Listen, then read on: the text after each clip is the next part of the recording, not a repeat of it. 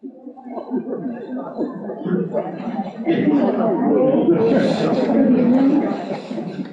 name is Andrew Stone, and on behalf of the ACCD Academic Affairs Commission, I would like to welcome you all to the last lecture series. Our last lecture series is largely inspired by the story of Dr. Randy Couch, a former Carnegie Mellon professor who was diagnosed with pancreatic cancer and before passing away gave one last lecture titled Really Achieving Mortality Free. In his lecture, he examined his life, and in doing so, hoped to enable the dreams of others, most notably his children and his students. And so, in the spirit of Dr. Couch's last lecture, chosen faculty are prompted to answer this question. If you were to give your last lecture ever, what would you tell students? And so with that, I would like to introduce Matthew Lang, who will provide a brief testimony to our esteemed speaker before we invite Professor Grivetti to the podium. Thank you.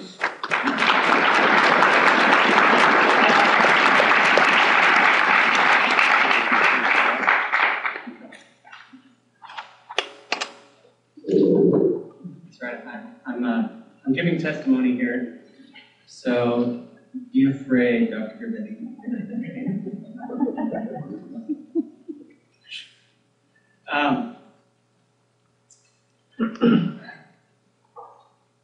When I was an undergraduate several years ago, Dr. Grivetti was my academic advisor. And over the years of having him as an academic advisor in my very formative years, I learned many lessons, and I heard a lot of stories. And I also, sometimes I make up words, and so I made up a word, Grivettiism, and to describe some of the things that Dr. Grivetti has given me. And the first one that, the first Grivettiism that I have from Dr. Grivetti was, it's not quite a story, and yet, is that you hear a train, but you can't see a light. How long do you wait to see if it's really coming? And I don't think it was his intent, but of course, I went through the next, couple of years of my life really just trying to avoid train wrecks.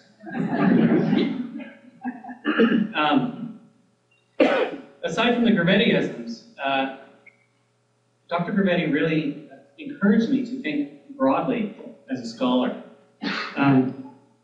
His stories of adventure in Botswana and Egypt and Vietnam really took me places in my mind and inspired me to reach after my dreams. And his stories of Peace Corps projects going wrong and his ability to find humor in the face of things that might otherwise be considered tragic was actually was quite heroic for me. Quite unexpectedly, at the end of my baccalaureate period, I lost someone who I expected to spend the rest of my life with.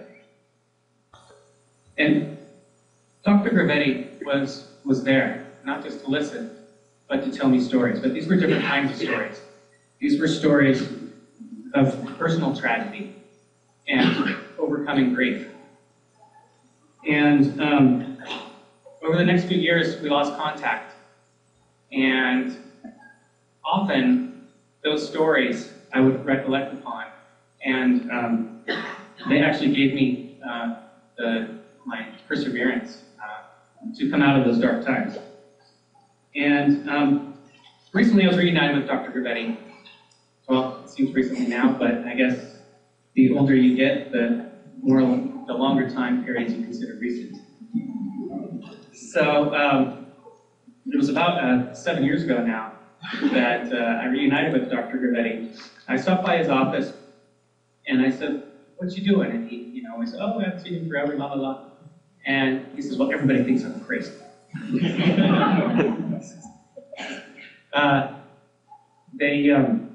I'm writing down all of these quotes about food from Athenaeus, a volume of work, some of our earliest writings about food. And I sat with him, and we went through his, I think it was 20 documents of well over 100 pages each.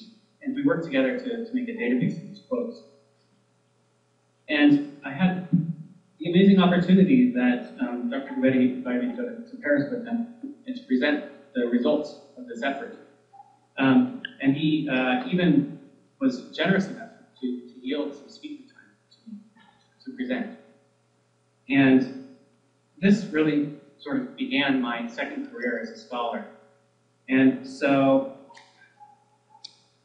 there are many ways in which I would like to express this gratification and my humility. And along the lines of liking to make up words again, when the Greeks have the words pathos, logos, and ethos to describe different ways of feeling very strongly.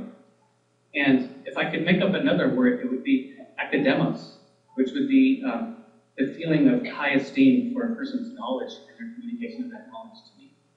Unfortunately, akademos is already taken. It's a great word. But if I could. So this last lecture series is meant to celebrate learning in all of its modalities and venues. And it's in this venue tonight that I celebrate Dr. Grivetti for transferring not just his knowledge, but his wisdom about life. And that has deeply impacted this person's life. So it's with this esteem and honor that I introduce Professor Louis Grivetti.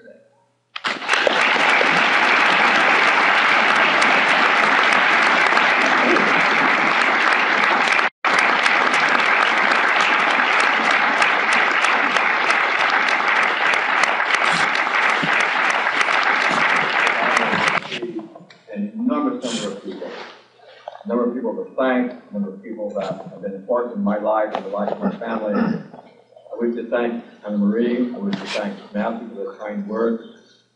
It was a joy to look out and see so many of my former students and roommates from Cal back years ago, people I've just met more recently. Some of you attending tonight have come from very long distances, maybe over 300 miles, and I thank you for your decision to come.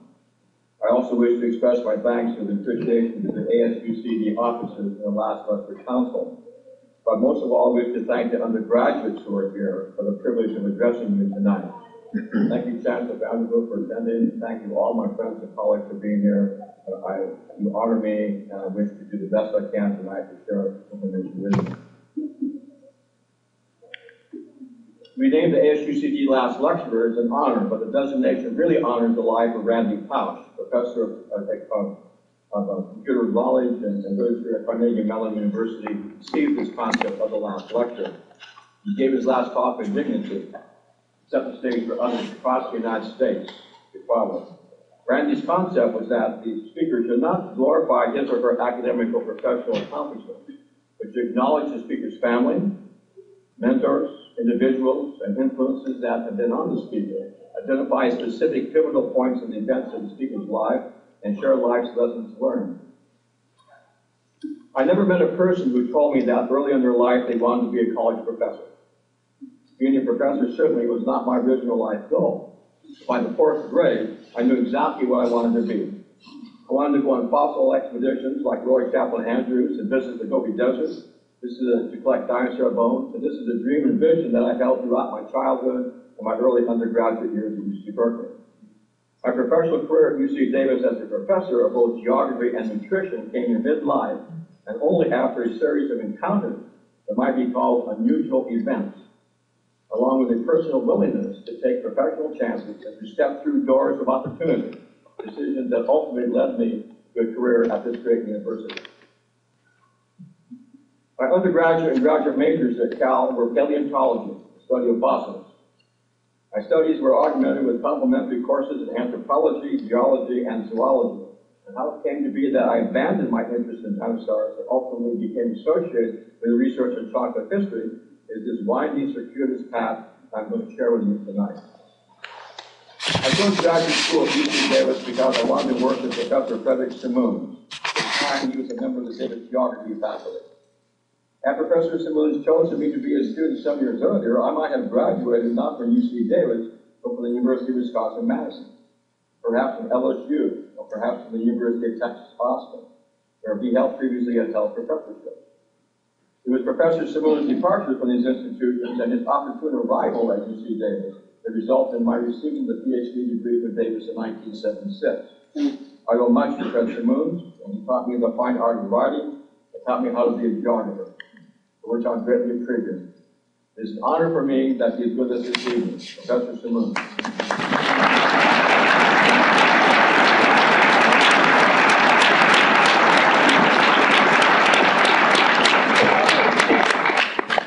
When I entered the Department of Geography as a PhD student, the chair was Kenneth Thompson. Kenneth's wife was Lucille Hurley, a professor in the Department of Nutrition, and internationally known for her research on trace mineral nutrition. Lucille encouraged me to take courses in nutrition and food science. She was a strong supporter of my academic program, and I valued her mentoring. Lucille in turn introduced me to Rosemary Pangborn, professor in the Department of Food Science and Technology, who had developed the first course that integrated food and culture on this campus. And because of the fine academic support and encouragement from these two important women, I completed an additional 32 units of formal nutrition and food coursework in addition to my graduate work in geography. In spring of 1976, I was hired at UCD in two departments, geography 20% and nutrition 80%. My contract called for me to develop courses on a research program that integrated geography with a research program in community nutrition and food habit research, whether from historical or contemporary perspective. When I was hired,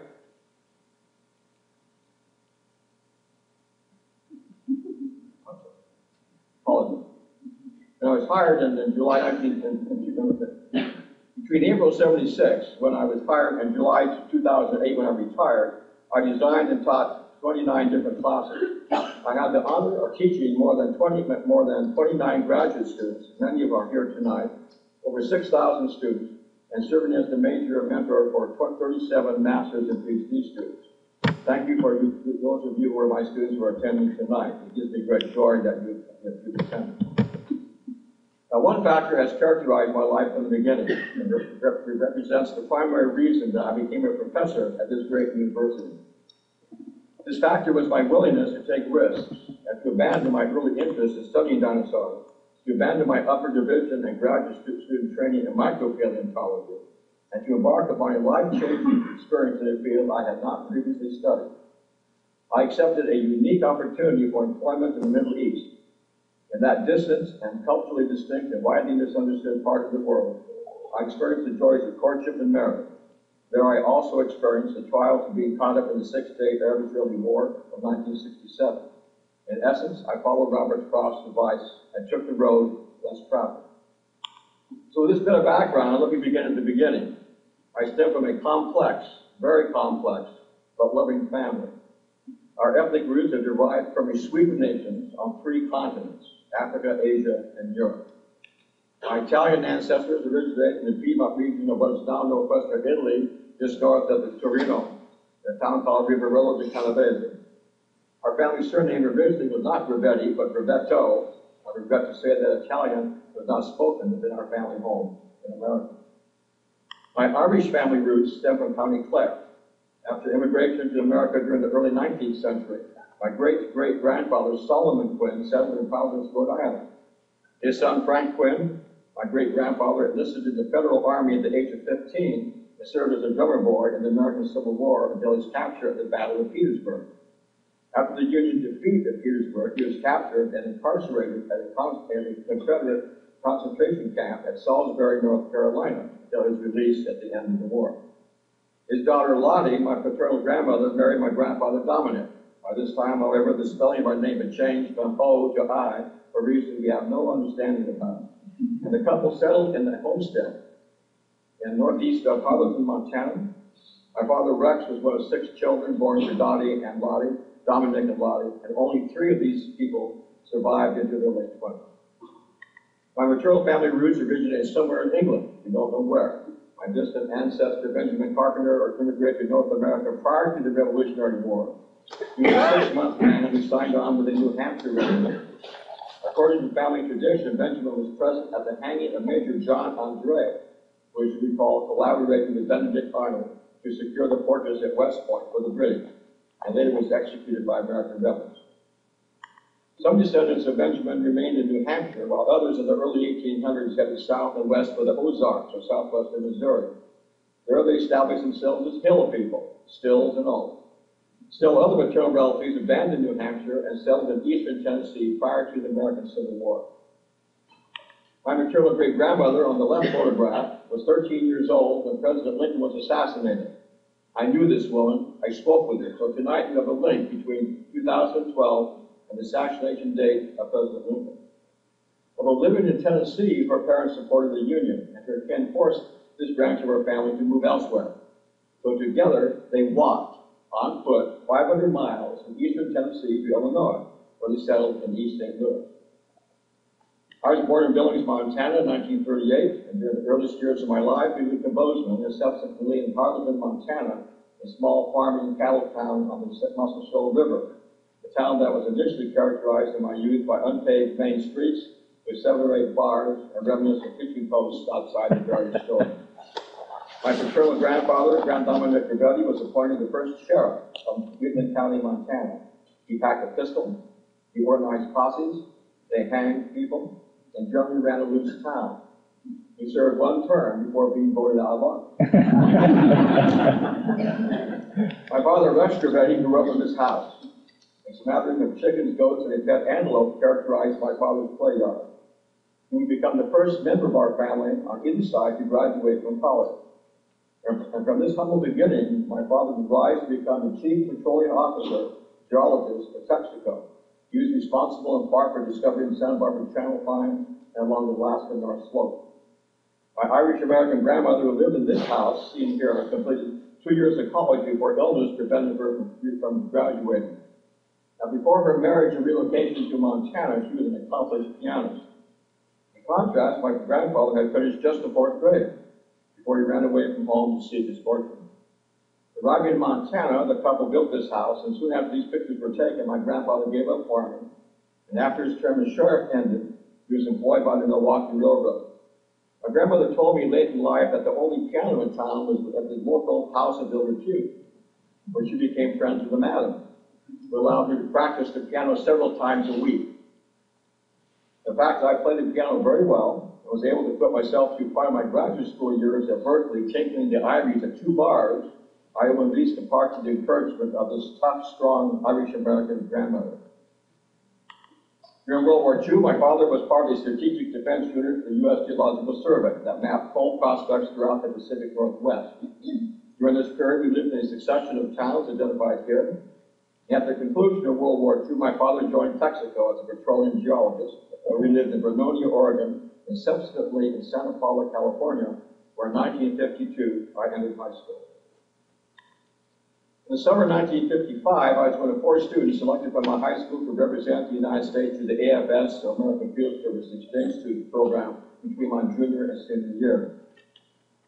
The American Field Service assigned me to a family in Flensburg, northern Germany, where memories of the Nazi era and World War II defeat still remain strong.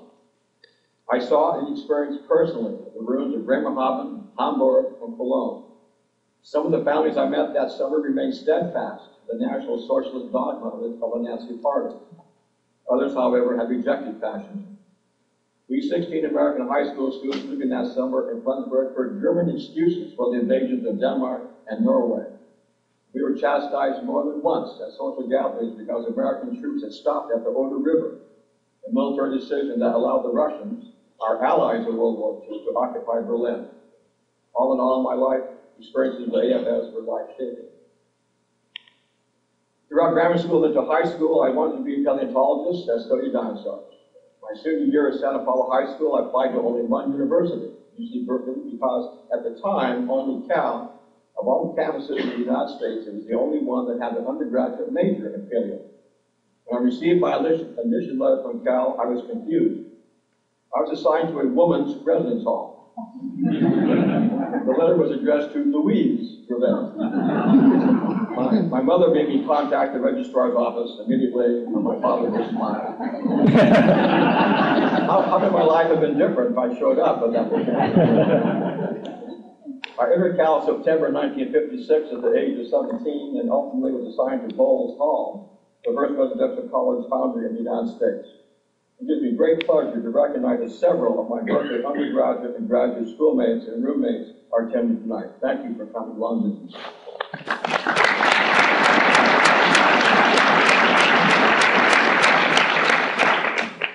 Arriving at Berkeley, I quickly found that I was a little frog in a very huge puddle. Everyone at Cal was smart. I breezed through high school, barely studied, yet had maintained high grades. And keeping the same study habits, as some perhaps freshmen do on this campus, I was in for a shock. My first round of midterms at Cal were less than impressive. I had F in chemistry 1A, and F in German 1, and D in ROTC, the required course that all lower division men at Berkeley had to take at the time. But at least I had a B in my half-unit fencing class. I immediately sought tutoring help from my parents at an astonishing cost of $300, almost half my father's take-home pay at the time. This $300 today would be equal in value to $2,400 in today's dollars. And that was a sum equal to my semester cost for room and board, $300 a semester. By the end of the first semester, my tutors had helped me raise my GPA to a 2.1. What I realized in this experience was that the stark realization I'd have to study hard and manage my time better. At the conclusion of my second semester, I'd elevated my GPA to an overall 3. Then came the second year. I thought I knew it all. My experience was commonly called the sophomore slump. My third semester GPA was a 1.6. During my third semester at Cal and during my fourth grade semester, an event occurred that impacted me and many of my friends. On October 4th, 1957, the Soviet Union launched Sputnik, the first Earth-orbiting satellite. It's difficult today to imagine and understand the fear and apprehension surrounding this event that we students felt. We knew that the Soviets had this thing up there in space. We also were fearful because we believed that subsequent Soviet satellites would hold nuclear devices. And with the Kremlin leader's fingers on the button, that was all over. Now, thinking back, what many of my friends and I eventually realized that this event was well beyond our control. Sputnik was up there. We could do nothing about it. It was up to President Eisenhower to have to deal with it. And history shows that he and subsequent American presidents did so. During my undergraduate years at Cal, we also were concerned with two additional issues. The first was the so-called domino theory, based upon the assumption that the communists would roll down Southeast Asia from China to Vietnam, then into Thailand, to Burma, then into India, Pakistan, then to Thailand, to Burma, India, Pakistan, and then to the Persian Gulf. And then with all that oil, it's all going to be over. The second fear was fear of the bomb. In the late 1950s, some of my Cal friends and I believed that the bomb was in fact coming. It wasn't if it was coming. It was only when. What we ultimately learned from these geopolitical events was that good hopes and thinking about peace is naive. We learned and accepted the principle that peace had to be achieved through hard work, diplomacy, covert activities, coupled with on-site verification. These were lessons learned then and with application still today. People can wish all they want, but wishes do not assure national security. The bomb is real. Have any of you attending tonight ever seen the flash of an atomic blast? Raise your hand. I have as well. Number 8 bomb blasts at Yucca Flats in Nevada were televised in the early mornings of 1955. And such blasts are terribly eerie and afforded us, for those of us who watched, we had a brief look into the potential abyss of Armageddon. During my undergraduate years at Cal, we were required to enroll in breadth classes, called GE classes today at UC Davis. How we hated those requirements. They were unrelated to our courses, we didn't want them, they seemed of little use to us.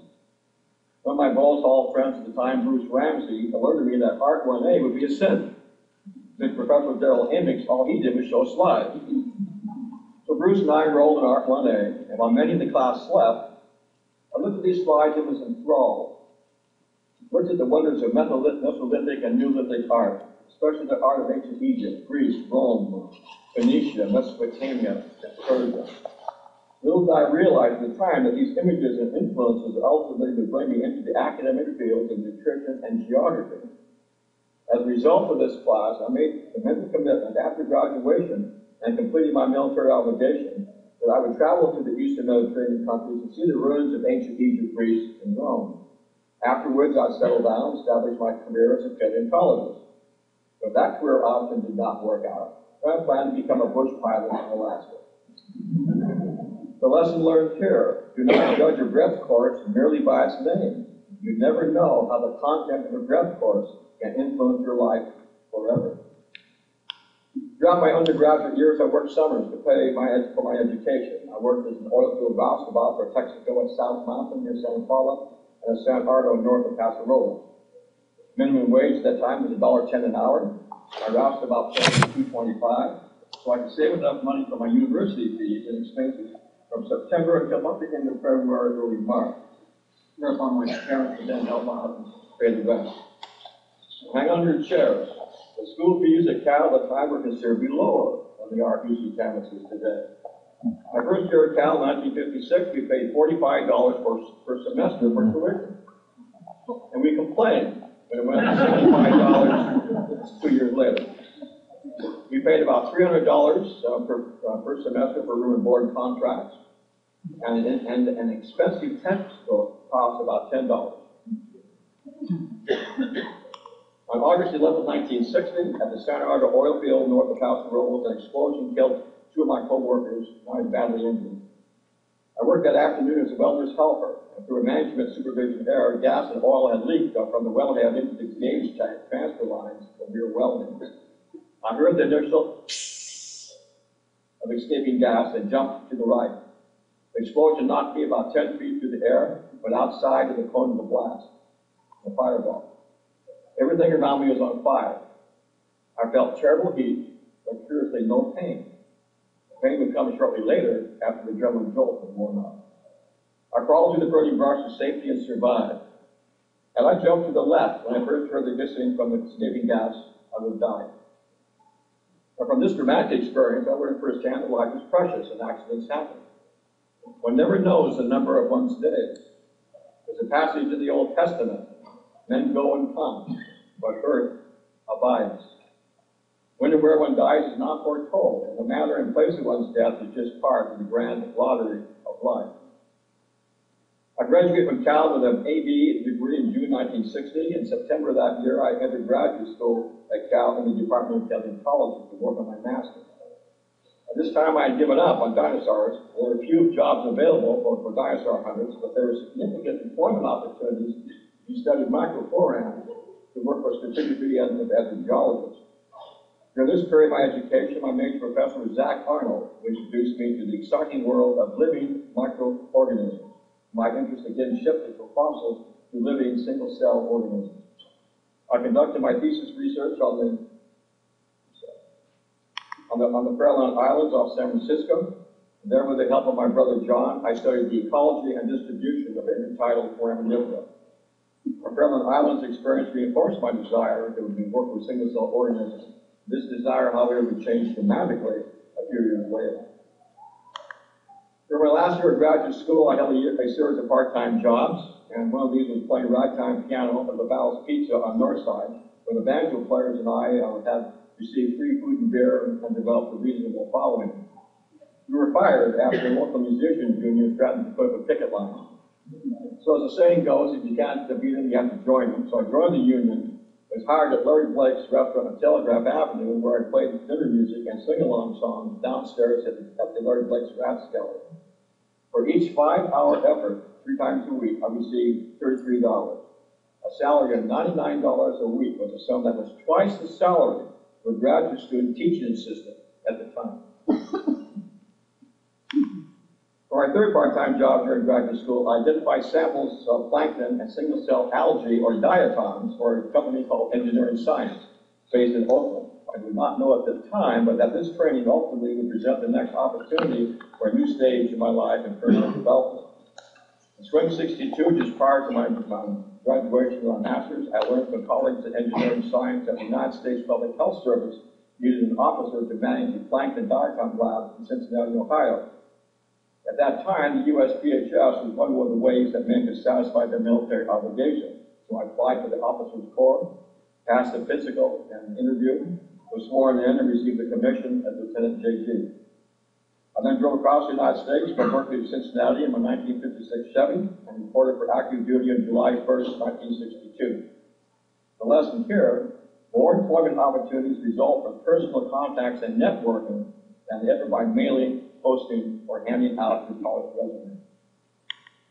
Many of the audience tonight will recall that 1962 American involvement was just getting started in Vietnam. For a while, I toyed with the idea that I would receive helicopter training and could in fact join the Marines. I did wear glasses at that time, and it wasn't as heavy as I am now. I was a slim 135, and we played intramural or intercollegiate soccer for 4 years. I traded the idea of helicopters and the potential post-career as a bush pilot for a commission in the U.S. Public Health Service. And I sat there for 2 years and identified the freshwater diatoms and microinvertebrates in the water supply system of the United States. In October 1962, President Kennedy announced that the Soviets had established missile launching capacity in Cuba. For those of you who remember the events now called the Cuban Missile Crisis, think back and recall the uncertainty and fear that you felt when President Kennedy said the following words on television that fateful Monday evening, October 22nd. It shall be the policy of this nation to regard any nuclear missile launched from Cuba against any nation in the Western Hemisphere as an attack on the United States, requiring a full retaliatory response on the Soviet Union. The next day, on Tuesday morning, our unit commander assembled us officers and assigned us to tasks in preparation for a presumed atomic attack in Cincinnati. We were all very nervous, and we expected the worst. Some officers were assigned to inspect civil defense bomb shelters within the greater Cincinnati area. We reported back later that afternoon that most of the shelters lacked food and water. How could this be? Did not our government have well-developed civil defense plans? As the officers continued giving their reports, we became more and more ill at ease, and it was clear to us that Cincinnati was unprepared for an atomic attack. My specific assignment was this, according to my commanding officer. My unit was to go to the motor pool, check out a vehicle, drive north towards Dayton, Ohio, out of Cincinnati, and then establish a checkpoint near around Lebanon, about 25 miles out north, to measure the radiation levels of civilian refugees and survivors. We didn't think much of that assignment, given that our water quality lab was right square plunk in the middle of downtown Cincinnati, and the motor pool was right next to the GE jet engine factory. What I learned from this experience was that government plans to protect civilians can go awry. Individuals and communities need to be independent and self-reliant and not look to federal government for help or protection. It did not surprise me that many years later, the local, county, state, and federal response to Hurricane Katrina was uneven and inefficient. A reason for better, the bomb did not come, and the Cuban Missile Crisis diffused, and today is but a distant memory. In June 1964, I was discharged from active duty and accepted a position as research assistant to Professor William J. Garvey in the Department of Biochemistry, Division of Nutrition at Vanderbilt University in Nashville, Tennessee. Professor Garvey was one of the most highly respected biochemists and nutritionists of the era, and was through a chance that I learned he was assembling a research team in Egypt to investigate the role of trace metal zinc in human growth and sexual maturation. During the last 6 months of my military service, I have written more than 100 letters seeking employment in the Middle East. None have been successful. This employment opportunity with Vanderbilt came about through a chance meeting over lunch. I entered the commissary, sat down at a table with next to a guy I'd never met before. He had a lab down the hall. We were talking about getting out of the service and what we planned to do. Well, we wanted to go, I'd like to go to the Middle East. He said, well, my dad works for the Office of Naval Research in D.C. The United States has a hospital, a Navy hospital in Cairo. I said, that's impossible. First of all, we don't get along politically. And secondly, Cairo's landlocked. So why would there be a Navy hospital in Cairo? Well, there is. I never would have learned about the Garvey-Egypt connection if I had not sat at that table. There's two basic life lessons here. Do not be discouraged in your job search, you undergraduates. You have no reason to complain until you've written at least 100 letters. And when the next rejection letter arrives, do not despair. Keep pushing forward The next letter that follows may be the one that meets your aspirations and professional goals. The second lesson is this: doors of opportunity open and close daily. They're all around us. But it may be chance that door of opportunity opens for you. But chance is not the issue. The issue is that you must recognize the opportunity and decide to step through that door. I contacted Professor Darby and he invited me in Nashville for an interview. After introductions, his first question caught me off guard. I expected questions about nutrition and malnutrition, X, Y, and Z. First question he asked me, what do you know about Egyptian art? That certainly was not what I expected, but the information from my Art 1A class began to bubble up in my brain. I replied, yes, I do know something about Egyptian art. Well, what's your favorite temple? He asked.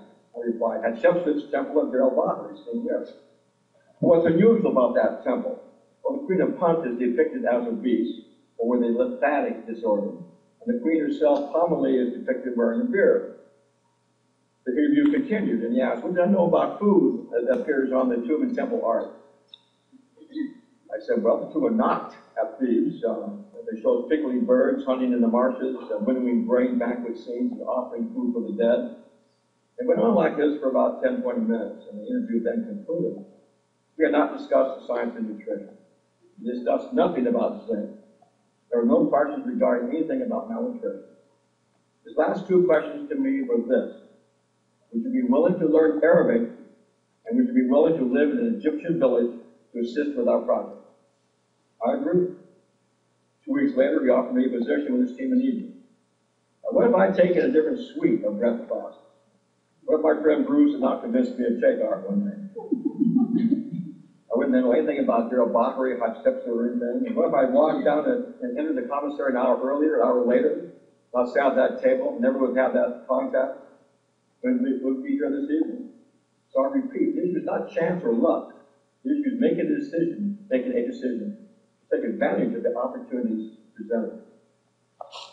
I joined the Darby nutrition team in June of '64. I was assigned to Egypt. I would be assigned to Egypt after I completed a 6-week crash course reviewing nutrition science textbooks and key journal articles. It was during these hectic weeks prior to arriving in Egypt I read everything about trace minerals and especially zinc. So I repeat, never underestimate the value and importance of GE classes. I secured my job not because of my public health service qualifications, but because of Dr. Amix's Art 1A breath class. As a result, the course of my life changed, and as a result, I met my life partner, Georgette, who's here tonight. As a result, I ultimately became a professor at UCD. In late August 1964, I was assigned as a civilian to the United States Naval Medical Research Unit number 3, called NAMRU 3. In Cairo, it is a facility located in Abyssinia, which is a suburb of modern-day Cairo. I must also share with you at this point that, before going further, that my parents really disliked my decision. They were appalled, they were unsupportive, my decision to turn my back on my previous paleontology training. My father, who was a pretty big guy, he lectured me and said, what in the name of God has possessed you to give up 6 years of university training to join some stupid nutrition program in Egypt? How can you be part of a nutrition team when your food habits and dietary habits are so poor? My father continued to chastise me and said, look, if you want to go to Egypt, work as a micropaleontologist, and then go to Egypt after you retire when you're 65. That's what a responsible person would do. I told my parents I was going. In late August of '64, I sold my '56 Chevy in Nashville for $300. God, this is a decision I regret every day. One of those classic cars are now worth 20, 30, 40K right now. I found myself in Egypt, in a country governed by then President Gamal Abdel Nasser. So I returned to my primary thesis tonight, and especially the words for the undergraduates and graduate students tonight. During your lives, each of you will experience crossroads and making key decisions, where the comfortable, anticipated path will lead you in one direction. But if your heart is committed, to another unorthodox direction, then consider carefully processed words and follow your heart. I shall be telling this to the side, somewhere 80 and 80 tenths. 2 roads diverged in the woods. I took the one less traveled by, and that has made all the difference. Our initial attempts in late 1964 to implement zinc field trial, however, failed due to political problems. These problems ultimately were resolved through the fine efforts of another colleague, Dr. Harold Sanstead Jr., who some of you in the audience tonight know. In my first 6 months in Egypt, I became sufficiently fluent in Egyptian Arabic so that when our team resumed the zinc field trial under the supervision of Dr. James Bucket Carter, I had sufficient language skills to coordinate the day-to-day zinc, iron, and placebo field trial and to organize the quarterly medical examinations of our school children. Our field site was the village of Sindion, in the southern part of the Egyptian Delta, about an hour's drive north from our hospital in Cairo. Every morning, 6 days a week, I drove a U.S. Navy ambulance and picked up Egyptian nurses and physicians on our team. It was during this period of work in '65 that I met my future wife, Georgette Myrakis. Several critical events shaped my life while working in Egypt, and the first drew me away from any future work and interest in micropaleontology or single-cell organisms. It ultimately would bring me into the integrated fields of geography, health, medicine, and nutrition. One morning while working in Sindion village, 2 boys approached me with a concern regarding their friend. One of the boys said to me, "Mr. Lewis, we are worried about our friend." "Why?" I asked. "Because, Mr. Lewis, when the 3 of us go down to the canal and piss, his piss is always yellow or white. And as you know, Mr. Lewis, the true color of piss is red." Hematuria, or blood in the urine, is one of the classic physical signs of schistosomiasis, or bilharziosis, a debilitating parasitic disease where worms enter the body through contact with irrigation water. The worms meet up and mate inside the body. The female lays eggs with sharp spines. They come down through your urinary tract system. They go out through your ureters, and you feed blood. After just 2 urine tests, 65% of these children at Sindion School tested positive for schistosome eggs in their urine or for hematuria. And the lesson I learned from these 2 perceptive Egyptian boys is that health is relative.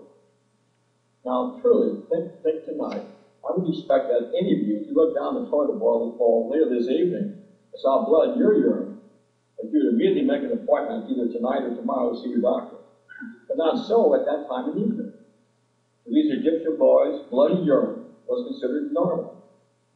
The oddity was not having red urine. This event became so pivotal in my life that I renewed my contract with Vanderbilt University, that I made the medical professional commitment to remain in the health field and to work internationally. A triad of events during 1967 also remained critical and life-saving. And these were my marriage, experienced firsthand the 6-day war between Egypt and Israel, my incarceration under hotel arrest and evacuation from Egypt, and subsequently our refugee status in Greece. And with the war clouds looming, Georgette and I decided to move up the date of our marriage, which had originally scheduled for July to push it to July. And with the blessing of Georgette's mother, we were married twice in late May of '67. The first on Thursday, May 25th, in a civil ceremony, and the following Sunday, May 27th, in a Greek ceremony. The next day, Georgette was required by the American Embassy to evacuate as American dependent. Although I was a new groom, the American Embassy required me to remain behind. Hostilities broke out on Monday, June 5th, when Israel launched a preemptive strike against Egypt, whereupon all Americans remaining in Egypt were declared persona non grata and expelled. The Egyptian government ordered our evacuation from Cairo by train to Alexandria on Tuesday evening, the 2nd day of the war. And something like these photographs of the long past terrible war in Europe, we were herded onto a train and guarded by armed soldiers, presumably headed to safety. From Cairo, the train rolled northward, and eventually we reached the eastern outskirts of Alexandria. We were ordered to disembark by other armed soldiers and forced onto new buses to be taken to an unknown destination. This destination, unfortunately, turned out to be a hotel in the Mantaza district of eastern Alexandria. There we were placed under guard, under hotel arrest. We were treated civilly, but were not permitted to leave. On Saturday morning, June 10th, the last day of the war, we were rousted from sleep aboard again, new buses about 3:45 in the morning by armed guards, and we were then taken to an unknown destination that turned out to be the port of Alexandria. Fortunately, we were treated civilly, our possessions were searched, and we were then put aboard a ship chartered for Greece. I seem to remember that there were about 450 evacuees aboard the ship that normally carried about 180 passengers. There were insufficient lifeboats, insufficient life jackets. The ship, named the Corina, left Alexandria late in the afternoon near the 12-mile limit by two ships from the U.S. Sixth Fleet, a destroyer and a destroyer escort, who led us across the Mediterranean safe haven to Greece. Dr. Charles Halstead, professor of internal medicine here at UC Davis and attending tonight, can attest to these events, and he likewise was aboard the Corina, Professor Halstead. What I learned from this personal experience as a civilian during wartime was that humans basically are naive. While we expect the best from our friends and least civility and decent treatment from our enemies, human survival during wartime is dictated primarily by chance and by the ethics and moral values of those in charge. On that early morning in Alexandria, Egypt, the incarcerated Americans were held only because we were Americans. We merely were pawns in a grand game of chess, for which there were only three outcomes: life and freedom, life and incarceration, or death. In our case, we received life and freedom, but we received this gift only because our guards followed orders not to do the unthinkable, and only because of a policy of decency held by the government of Egypt at that time towards us. We were granted our lives and freedom and allowed to evacuate Egypt basically without incident, for which those of us who experience these events will always be grateful to those who were in charge. Reaching safe haven in Athens, I reunited with my wife, Brusatte, and after a 3-month sojourn in Greece as refugees, we returned to Vanderbilt. During my second Nashville period, Bill Darby, Paul Galeughi, and I began writing a book on food, health, and medicine in Egypt, an enjoyable collaboration that took several years to complete. Our efforts hopefully would be known as, published as Food, the Gift of Osiris. The lesson we learned together from this was that the experience that we had, these three of us, each of us had very different academic and professional backgrounds. And we were able to produce a book that was more insightful, and if the topic had been approached only by an Egyptologist working alone. So by 1970, our book was published, but it was, before our book was published, it was time to resume my education. It made no sense holding a master's degree in paleontology, even in the biochemistry department in Nashville. So Bill encouraged me to return to school, and after applying and being accepted into various programs, I reviewed my options and enrolled as a PhD student in the Department of Geography to work with Professor Simon. In September 1970, when I arrived on campus, I would be classified by the registrar's office as a mature, older student. I was 32 years old. My wife and I had both given up great jobs, so I could start graduate school. I was nervous and apprehensive at Professor Simon's test. I didn't know if I'd be successful. I had a fellowship that paid me $209 a month, but tuition and school fees were paid. My wife worked in graduate studies in Office in Morack Hall. We lived in Woodland, where our rent was $150 a month. Our graduate school years at UC Davis were influenced by a new wave of mentors, confidence, and fine support system. I owe much of my graduate school success to my graduate student colleagues. One of them, Helen Islam, is here tonight. I owe much to my professors, Professor Simoons, Hurley, and Pangborn already mentioned, but I'd also like to mention others: Dwayne Brown, Steve Jett, Jerry Russell, Howard Schutz, just to mention a few. I also was fortunate to receive fine advice and support from former Chancellor Raymond Morrell, who I knew well. He provided me with considerable advice, and I admired him. But most of all, I owe my success in graduate school to my wife, Brusatte, who listened endlessly to my complaining, who believed in me more than anyone else, that I would complete my degree. I wish to thank you so much.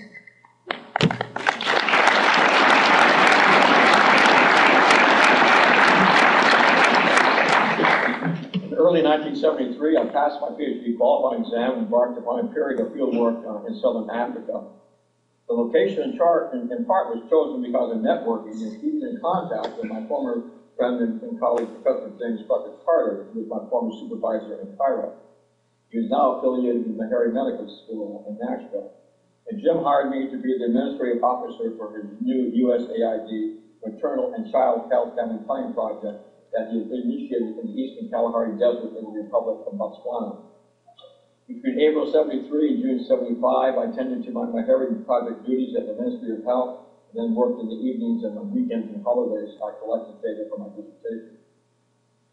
The Botswana experience was of hard work but great pleasure.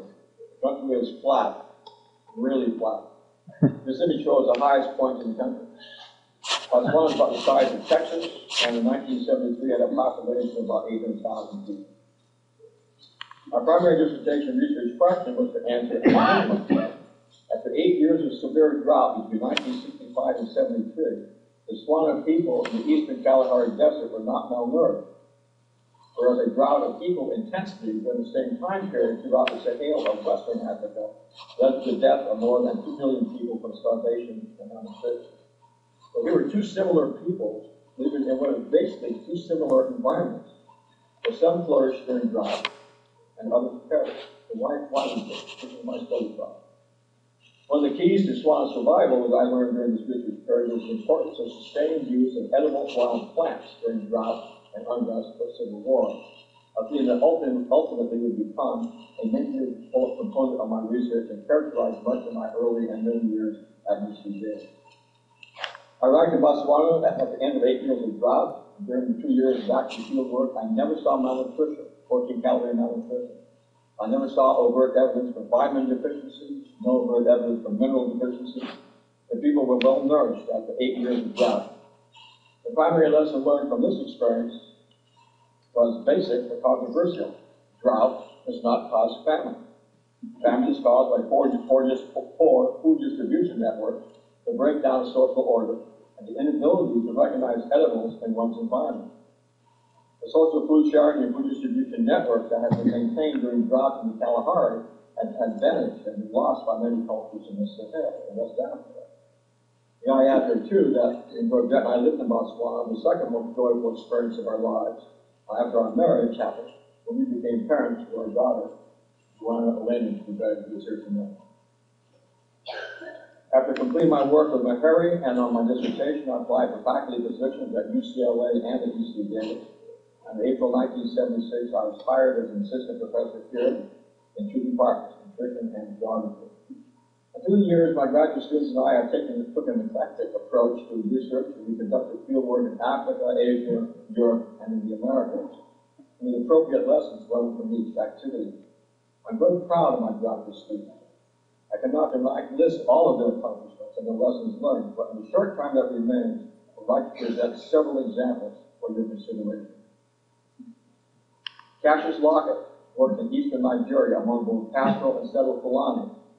These were nomads and made the important observation that Fulani women commonly walked 24 miles a day round trip from home to sell food for cash or to barter at local markets, whereas their husbands rode bicycles to the same destination, did not permit their women to ride bicycles. This gender difference was interesting because Fulani men considered it culturally and religiously inappropriate for Fulani women to ride bikes. So when you go shopping this weekend in Woodland, don't be a wimp. Walk from Vegas to Costco, then carry what you buy, bring it back with you, carry it on your shoulders, on your arms. This is essentially what these women did. Noelle Johnson conducted her field work in northeastern Thailand among the traditional Karen population. She relied extensively, and these people relied extensively on edible wild plants. She was a keen observer, and she had coined in her thesis the term nutritional extinction, which has now become widely used in the ethnobotanical literature. I wish I thought of it, but she thought about it first, and she gets credit. What this means is that when you walk out tonight, between here and Brussels and A Street, there's probably 75 wild plants growing that you can eat. How many of those can you identify? If you can't identify them, they are nutritionally extinct to you. That's what we mean by those. Potential edibles are there, but in essence, these plants are nutritionally extinct because we don't know of the culinary use.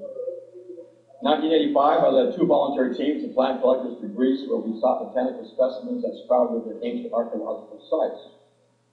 We called this activity the Theseus Project, after the mythological Greek hero who had walked from Troezen to Athens to reclaim the rudiments of kingship. We amassed more than 2,000 sheets of fresh plant specimens that are now deposited at the UC Davis Herbarium. Building upon these materials, the Theseus Project, Antonia Montalis and I studied how Greeks living in urban Athens secured their food during the terrible Nazi occupation of the city during World War II, and the terrible winter of 1941-1942, when approximately 300,000 Athenians starved because the Nazis restricted food imports and forbade the residents to leave the city. Those who survived relied heavily upon edible wild plants and a variety of what we would call today lesser animal foods: birds, cats, dogs, insects, mice, various frogs, and snakes. The lessons learned from this research also were critical. Events such as war, widespread civil unrest, and occupation by foreign powers had happened very, very quickly. For months during and after such events, food supply systems are destroyed. Consider your own case. If you know how to feed yourself and your family in Davis, the food supplies from the outside were cut off. After all the Davis supermarket and local market shelves had been emptied and polluted of all remaining food items, electricity to most sections of Davis had been cut off. What would you do to feed your family? How would you do it? Do you know what is edible and growing in your neighborhood and what is not? Would you differentiate between safe and toxic plants and animals? Would you eat laboratory mice? We have a big supply of these over here in my home. What about pet dogs and cats? What about the fish and turtles in Buda Creek, in where I call? You know how to raise food in your backyard. Where would you get the seed? How long does it take to grow food? You're pretty hungry before you plant the seed and that food becomes ripe. Now, if you answer no, or I don't know these questions, perhaps you should have a 6-month supply of non-perishable food in your dorm room, apartment house, or garage. But also consider that even if you amass this emergency food supply, are you going to share it? Are you going to share it with who? How will you protect it from roaming gangs and vandals and thieves so when the West Davisites come over to East Davis? And my students and I have talked about these and learned the answers to these questions through the years. And similar questions like these are posed daily throughout the world in the 21st century. And if you have not experienced them, or if you have not considered these questions, then truly you are lucky. Jack Corlett worked among the Hmong refugees in Sacramento, California. Hmong families had fled from communist aggression and warfare conditions within the hills of Laos. Families that risked life and limb and crossed the Mekong River into Thailand, where they were sequestered for months and sometimes years in United Nations refugee camps. Families who ultimately were airlifted to Sacramento, from Thailand to Sacramento, to start anew their lives. And when settled in South Sacramento, these grandmothers started urban gardens and vacant lots and raised traditional Hmong foods. Most of these plant foods had never before ever been analyzed for their nutritional or mineral content. But why were these lots vacant? Could they possibly be toxic sites with heavy metal contamination? So we tested both the soil and the plant and confirmed that there was no heavy metal contamination. And what we learned from these strong Hmong grandmothers was that they commonly held the key to maintaining cultural food practices and the survival of Hmong dietary customs within this urban setting of Sacramento, California. Before I conclude with comments on chocolate-related issues, I want to share one brief observation about the fragility of life and the importance of ethnobotany. The setting for the last example I'm going to share with you tonight is the eastern Aegean island of Chios. An island important historically, but one with a very dark past. Is it conceivable that a plant, the geographical distribution of a plant, could determine human freedom or slavery? That a plant could determine human life versus death? The answer, unfortunately, for the island of Chios is yes. Consider the pistachio lentiscus tree with a native habitat throughout the Mediterranean basin. You can even find it at the UC Davis Arboretum if you choose to search for it. It's there. When farmers cut its trunk and branches, a resin called mastique is exuded. This resin with important culinary and economic value has been highly regarded for more than 2,500 years.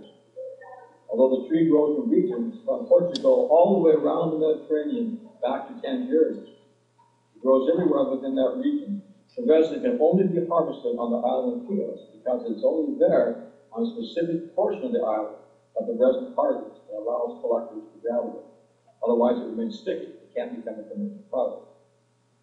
So you say to yourself, well, so what? Sticky resin, what's this got to do? What's he going to get at? Why is this even worth mentioning? Well, here's why. Before 1821, Chios was the island jewel of the Mediterranean. Many European nations had their embassies here. Chios was the western terminus of the Silk Route that linked China with the Ottoman Empire. The island was wealthy because of mastic production, and the vast bulk of the harvested resin was sent to the Ottoman Caliph in Constantinople. In 1821, the Chians joined other Greek revolutionaries and revolted. The Caliph was displeased at the interruption of his mastic supply and ordered Chian islanders to be dealt an object lesson. The Caliph sent Turkish troops to invade the island in order to secure a continuous supply of the mastic resin. Islanders living above the geobotanical line were expendable, soft to the north of the line, sticky, hard south of the line. Many individuals north of the line fled the advancing soldiers and took shelter inside the monastery of Neomani, seen here. But those who sought refugee status inside this holy place were seized, and what followed is unthinkable.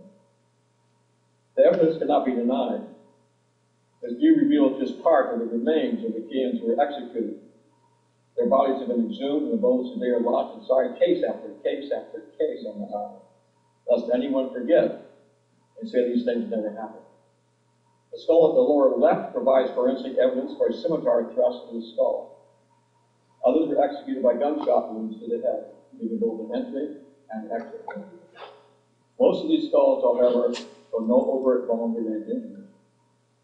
These unfortunates without their dead partner were executed using the procedure called kazook. The captives were lifted, dropped, and failed to the anus on pointed stakes planted to the ground. A horrifying execution technique that extended suffering for several days before death. The villages were pillaged north of the geobotanical mastic line with a Western German party. This is one such site, the village of Anapatos, where the male defendants were killed. The surviving women, knowing that they would be raped and carted off to slavery, made a collective decision. Together, the women with their small children climbed to the precipice top of the village. Holding their babies and children in their arms, they jumped to their death. The mothers chose their freedom of death instead of a life of degradation and slavery. So why mention this historical unpleasantry tonight? What possible lesson is there to be learned from this tragic event? In my case, the lesson is personal. My wife's ancestors are immediate family from Chios Island. Our ancestral village is the village of Basin, seen here on the left, located just south of the geobotanical mastic line. At Basin today, the mastic resin is still collected. Less than a quarter-mile north of this village, the resin does not harden. 1821 invaders allowed my wife's disability to survive because they grew and tended the trees that produced the valuable product. In my case, the lesson is personal. The fact that my wife and our daughter was born was determined by geographical distribution of a subset of unique mastic trees simply because our family happened to originate from a village located geographically south of the line in the western part of the country. When I worked on Chios, I wrote the following passage in my field notes at the time after staring at this case of bones. What have you learned by standing here? This ancient bones from yesteryear. What are the lessons you can share with peaceful people everywhere? We must recall our distant past if truly we want peace to last, but then forgive and build on trust, and work for peace, a peace that's just. Now at last we come to why you really came here tonight. Chocolate. I've been fortunate in my academic life to develop partnerships with a wide range of scholars and funding agencies, but none has been more valuable and satisfying to me than my friendship and support through the years from my colleagues at Mars Incorporated, especially Forrest Mars Jr., Denver Mars, Howard Yana Shapiro, Carol Schmitz, Roger Schneider, and many others. It's to chocolate that I owe much of my research activities and efforts that accumulated in 2009 with the publication of our book, Chocolate, History, Culture, and Heritage. Here was just a taste of some of the wonderful images from my text. The upper left is a wonderful lithograph by Filomeno de Ledesma, dated in 1631, that shows an Aztec presenting a box of chocolate, a trifle in the sea chariot to take the chocolate to Europe. A wonderful allegorical print, wonderful. If you look carefully, you'll see nymphs cavorting in the water, and there's some debate whether this particular image is too racy as a book cover, but we decided we want to put it on. Below left are the silver chocolate pot accoutrements from the French Queen Marie Antoinette, prepared for her service in the years just prior to her execution. To the right is a lithograph showing the transportation of cacao seedlings in special containers used to transport these plants across the Atlantic. Most recently, my nutrition colleague Nali Jacquard and I have joined a team of archaeologists at Kennesaw State University in Georgia and the University of British Columbia.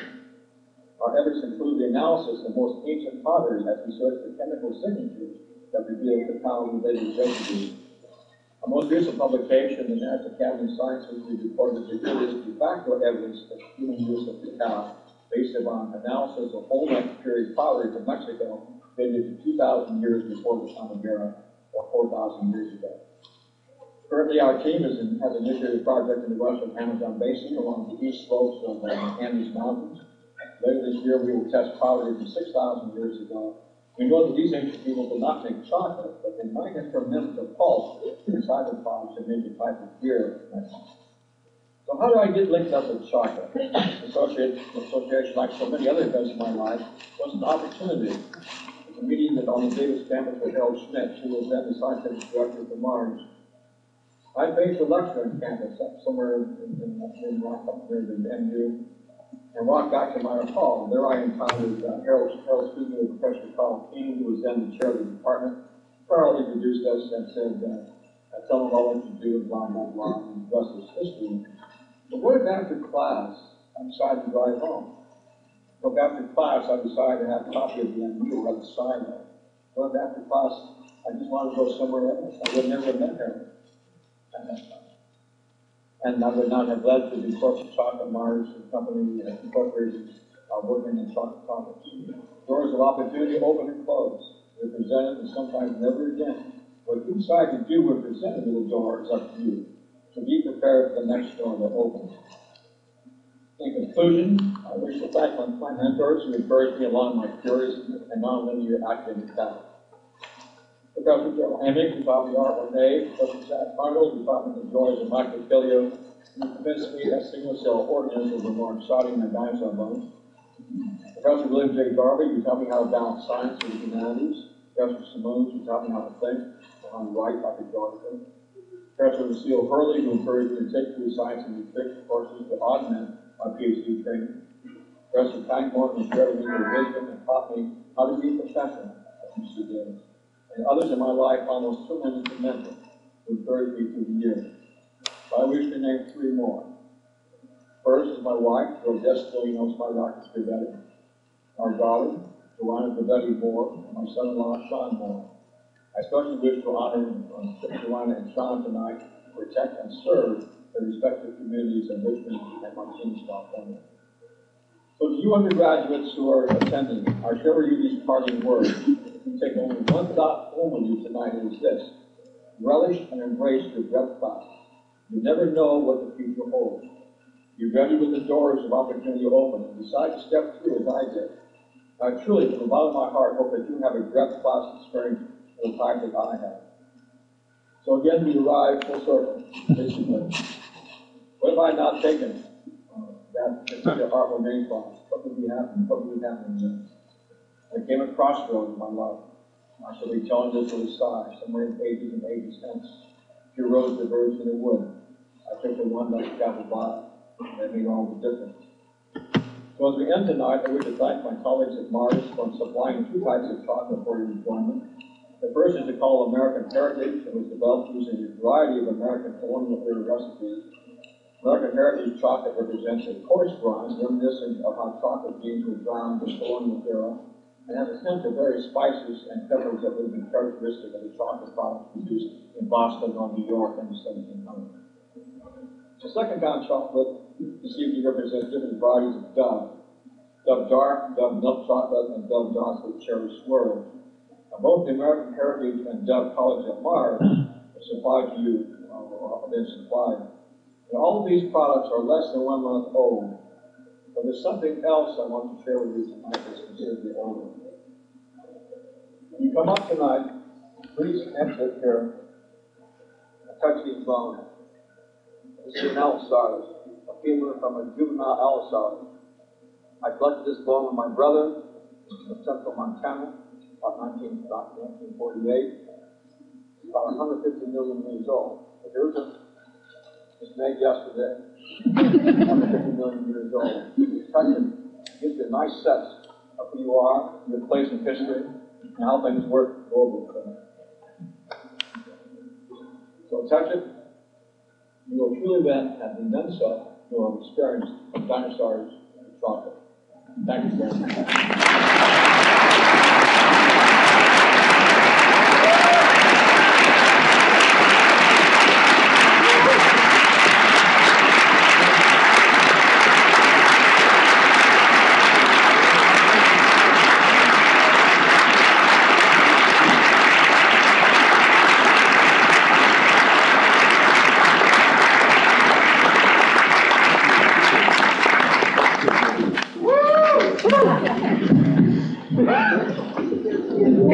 Closing remarks for tonight. I first want to invite the rest of the commission to join me on the stage so everybody can be recognized for their work in this event.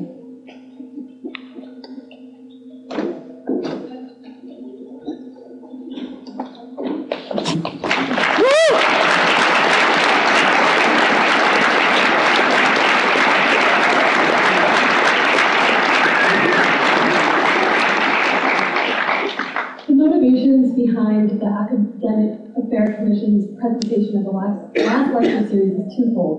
We aim to provide students with the opportunity to get acquainted and learn from professors in an unconventional, no textbook required way. And also, secondly, we strive to honor those exceptional professors on our campus. And so, before we all disperse, we have one surprise.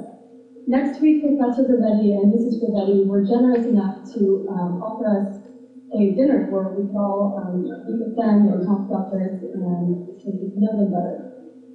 And as we approached the event, Christine, one of our commissioners, suggested that why not we include one attendee in this dinner so as to prolong our efforts to, quote, bridge the gap between students and professors. We presented this idea to Professor Brusatte and Mrs. Grivetti, and they generously agreed to host an additional undergraduate student. So without further ado,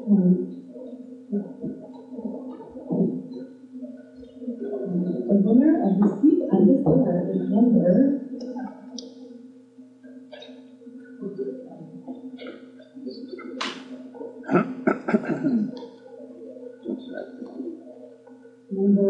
308080.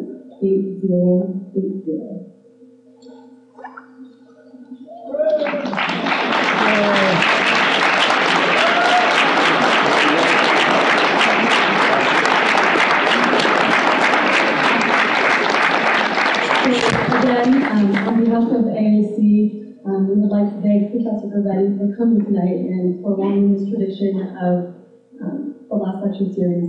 And we also thank you for coming out tonight. This is a very important event for all of us, and this is also a very special event for Professor Grivetti. So please, we invite you to please try the chocolate if you haven't already.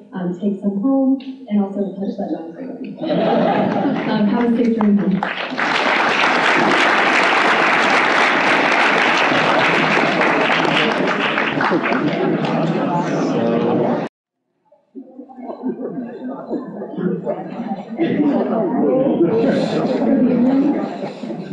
My name is Amy Stone, and on behalf of the ACCD Academic Affairs Commission, I would like to welcome you all to the last lecture series.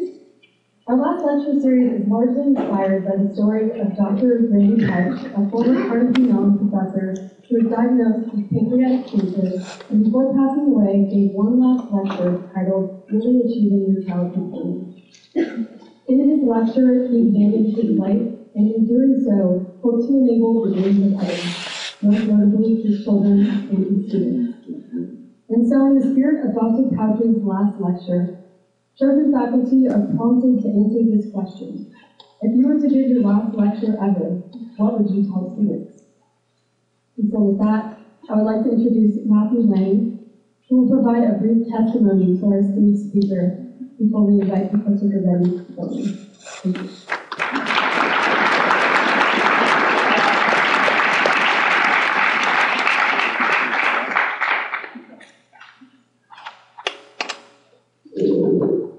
right. I'm giving testimony here, so be afraid, Dr. Grivetti.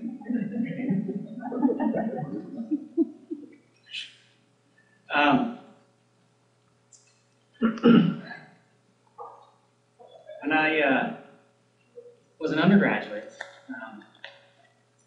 several years ago, Dr. Grivetti was my academic advisor. And over the years of having him as an academic advisor in my very formative years, I learned many lessons, and I heard a lot of stories.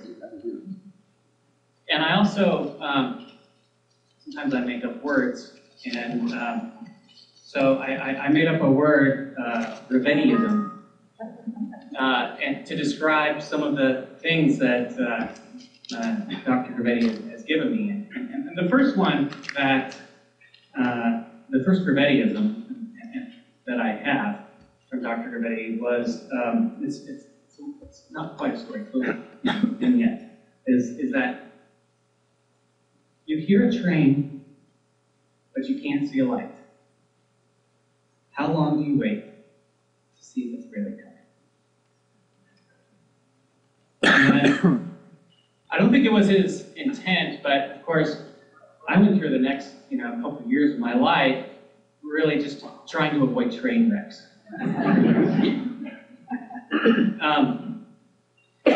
Aside from the Grivettiisms, Dr. Grivetti really encouraged me to think broadly as a scholar. His stories of adventure in Botswana and Egypt and Vietnam really took me places in my mind and inspired me to reach after my dreams. And his stories of Peace Corps projects going wrong and his ability to find humor in the face of things that might otherwise be considered tragic was actually was quite heroic for me. Quite unexpectedly, at the end of my baccalaureate period, I lost someone who I expected to spend the rest of my life with. And Dr. Grivetti was there, not just to listen, but to tell me stories. But these were different kinds of stories. These were stories of personal tragedy and overcoming grief. And over the next few years, we lost contact. And often, those stories I would recollect upon, and they actually gave me my perseverance to come out of those dark times. And recently I was reunited with Dr. Grivetti. Well, it seems recently now, but I guess the older you get, the longer time periods you consider recent. So it was about 7 years ago now that I reunited with Dr. Grivetti. I stopped by his office and I said, "What you doing?" And he said, "Oh, I haven't seen him forever, blah, blah, blah." And he says, "Well, everybody thinks I'm crazy."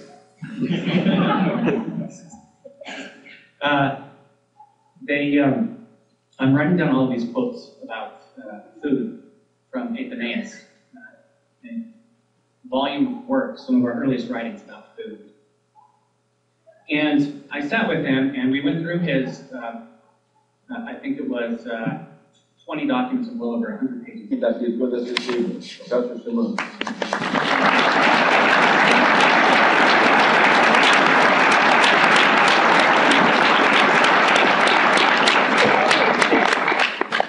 When I entered the Department of Geography as a PhD student, the chair was Kenneth Thompson. Kenneth's wife was Lucille Hurley, the professor in the Department of Nutrition, and internationally known for her research on trace mineral nutrition. Lucille encouraged me to take courses in nutrition and food science. She was a strong supporter of my academic program, and I valued her mentoring. Lucille in turn introduced me to Rosemary Pangborn, professor in the Department of Food Science and Technology, who had developed the first course that integrated food and culture on this campus. And because of the fine academic support and encouragement from these two important women, I completed an additional 32 units of formal nutrition and food coursework in addition to my graduate work in geography. In spring of 1976, I was hired at UCD in 2 departments, geography 20% and nutrition 80%. My contract called for me to develop courses on a research program that integrated geography with a research program in community nutrition and food habit research, whether from historical or contemporary perspective. When I was hired,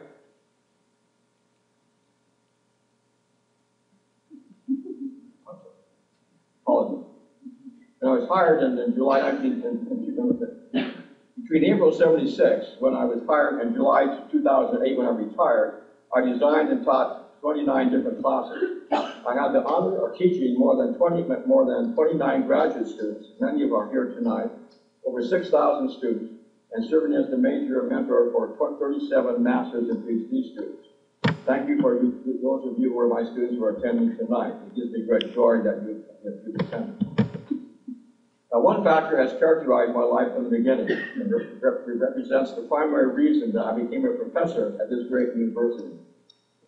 This factor was my willingness to take risks and to abandon my early interest in studying dinosaurs, to abandon my upper division and graduate student training in micropaleontology, and to embark upon a life-changing experience in a field I had not previously studied.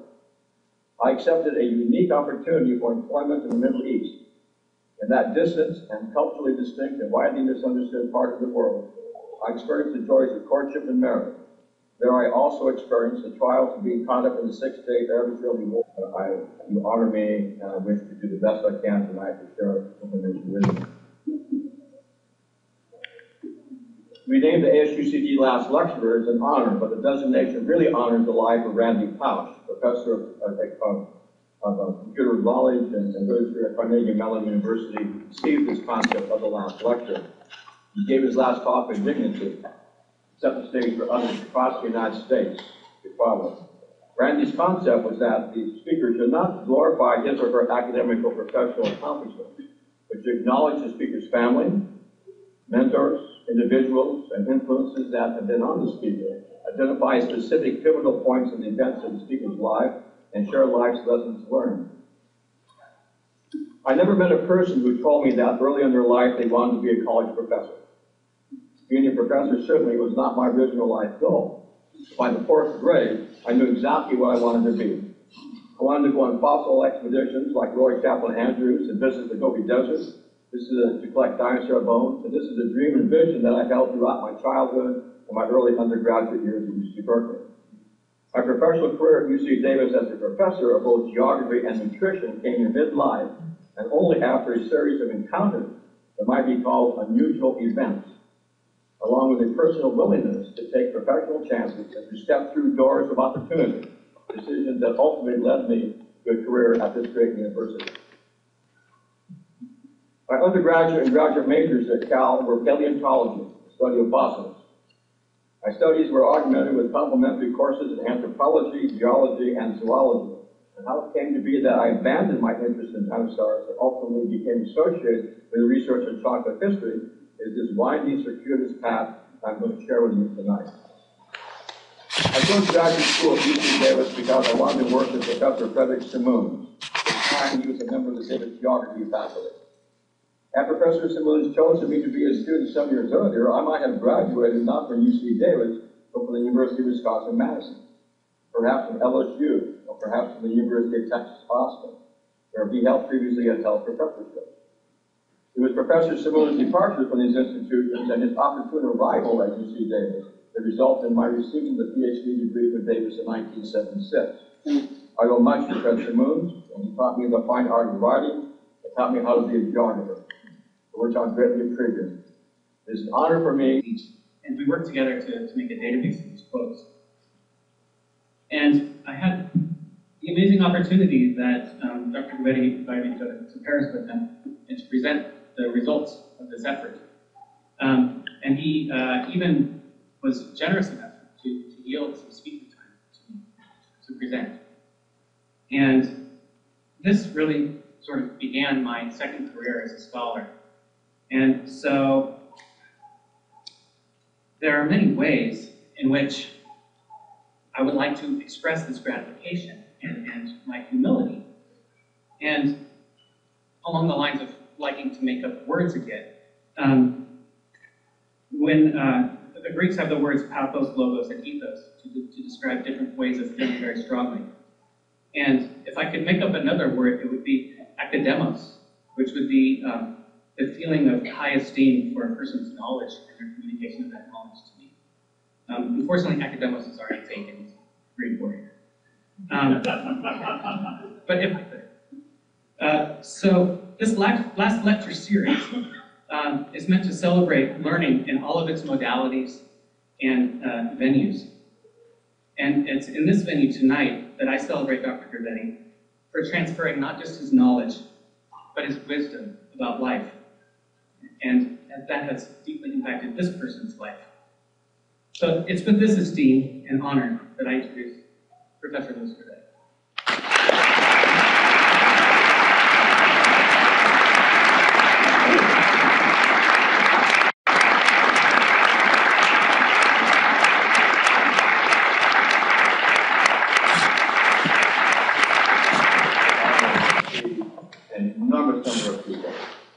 Number of people to thank, number of people that have been important in my life and the life of my family. I wish to thank Anna Marie. I wish to thank Matthew for those kind words.